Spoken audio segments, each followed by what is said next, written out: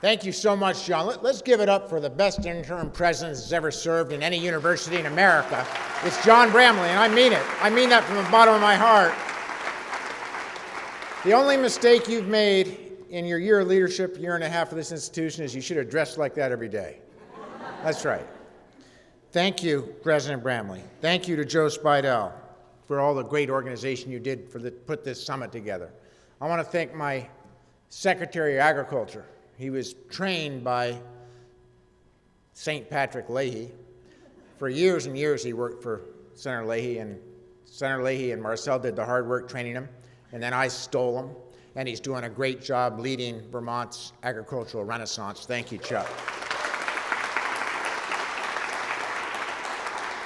But mostly, thanks to UVM and to all of you for being here today. Listen, I just want to say a few words to you about why this partnership with UVM and UVM's leadership in food systems is so critical to our success in Vermont of creating jobs, economic opportunities for Vermonters, and ensuring that our best agricultural days are ahead of us, not behind us, which I firmly believe. And I just want to tell you two stories quickly before I make a few remarks about our future together and why you're such important partners in our economic future. So I'm the first governor that was actually born in this state, and I don't know how many, you can go way back. Howard Dean pretends he's from Vermont, he's from New York. Jim Douglas did a pretty good fake, he's from Massachusetts, of all places. I don't know, Dick Snelling was from Pennsylvania. Madeline Kunin was born in Switzerland. And before that, I wasn't born yet, but I can tell you it's been a long time. So from this Vermont boy's perspective, I just want to tell you why this discussion, why the new major master's program in food systems, why the Spire of Excellence in Food Systems, why the work that we're doing partnering with our agricultural future, with our business leaders, with our farm to plate, farm to fork, value-added ag is so critical to our economic future. And I tell it with this story. So I don't come to this issue as an academic import governor. I come as a Vermont boy who owns a dairy farm. And it's been a tough time for dairy farmers. So the seventh generation farm where I grew up and owned the farm was having the same trouble that a lot of dairy farmers were having. And they finally sold the herd 3 years ago. And watching the jerseys march out of that barn into the truck to be shipped off somewhere else was one of the toughest things that I've watched happen in my community, Westminster West, Putney, Vermont. And I thought I knew, that when those cows went off for auction, that I would never see jerseys being milked in that barn again, because there's no milking parlor. You still move the milking machines from stanchion to stanchion. So it broke my heart.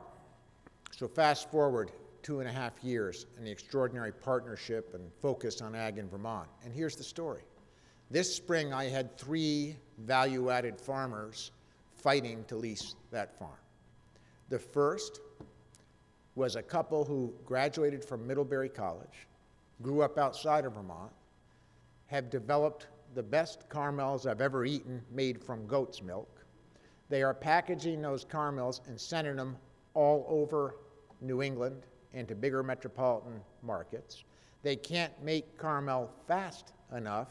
They've run out of goat's milk, and they wanted to raise goats at the farm. The second was a woman that I grew up with who is raising Kobe beef in Vermont.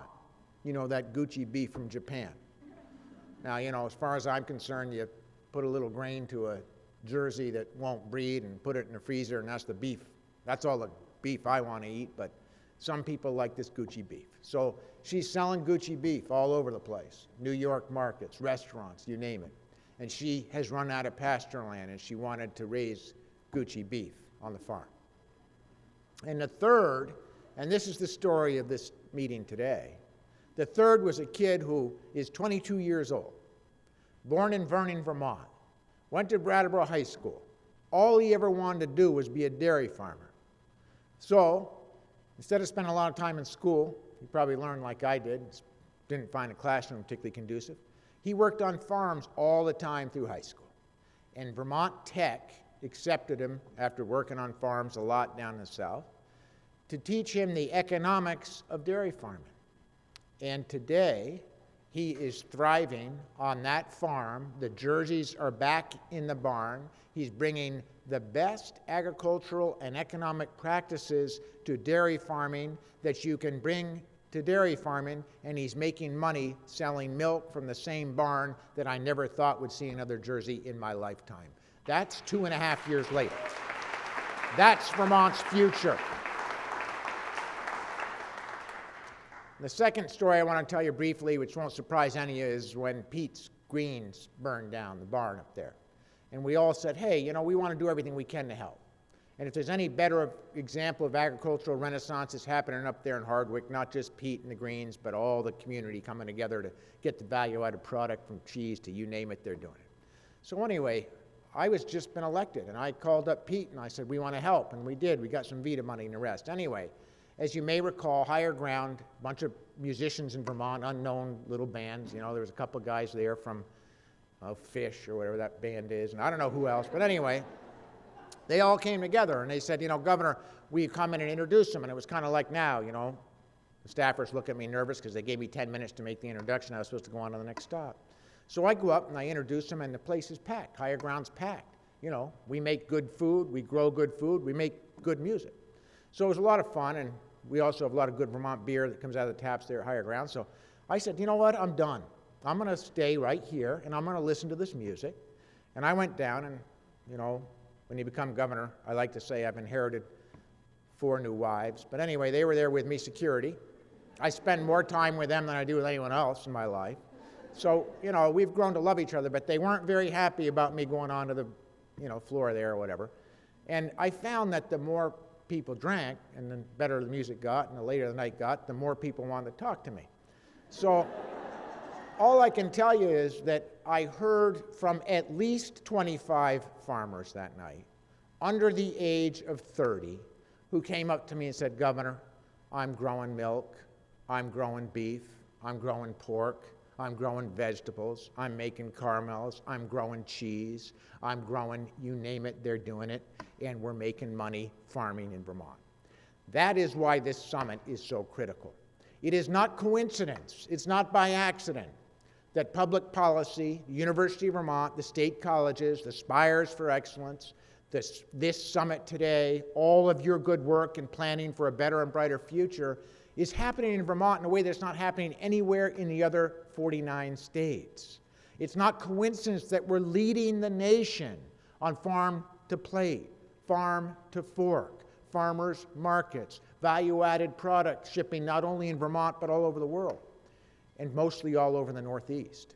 So all I can say to you today is, whether you're here as a future researcher to train people in how to get this right, whether you're here as a business person who wants to keep growing and adding value-added products to our menu of great products, whether you're here as a farmer who wants to get ideas, or whether you're here just because you're part of this extraordinarily important movement, this is where the rubber's going to hit the road for Vermont's future, for tight communities, for the working landscape, for a bright ag future, and most importantly, for a healthy populace where our biggest challenge to date is the fact that the generation of Americans living today is projected for the first time in our history to live less long than our parents because of the food that they are putting in their mouths. So you are the future. UVM's leadership will be seen as a beacon of light among a lot of institutions who blow off food systems as not being important, blow off ag as being yesterday's issue. This is where we are going to find huge leadership in Vermont. Suddenly, people care. It's not just rich people. It's all people suddenly realizing that what they eat, where it was grown, what's in it, where it came from, matters. So I say to this room full, theater full of bright young people, and to this university, this is the beginning. We're just warming up. I will continue as governor with the help of Chuck Ross and others to ensure that we use public investment to get the infrastructure, to get the value-added product to our farmers that can't afford that infrastructure. But the reason that Vermont is leading on the very issues that you're focusing on today is not a coincidence. And I pledge to you that in partnership with UVM, the leadership that's being shown here, our future is even brighter. Thank you so much for everything that you're doing here today.